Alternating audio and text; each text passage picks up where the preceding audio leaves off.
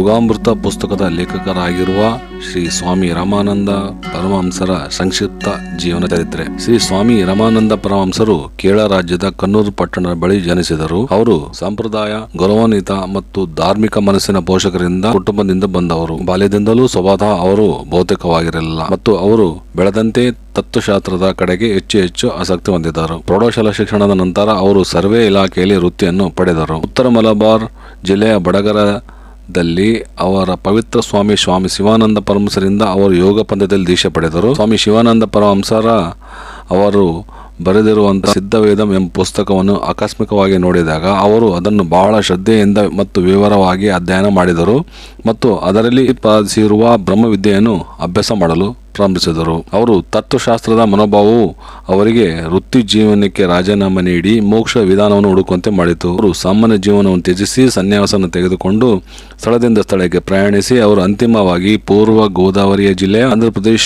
ಧವಳೇಶ್ವರಂನಲ್ಲಿ ನೆಲೆಸಿದರು.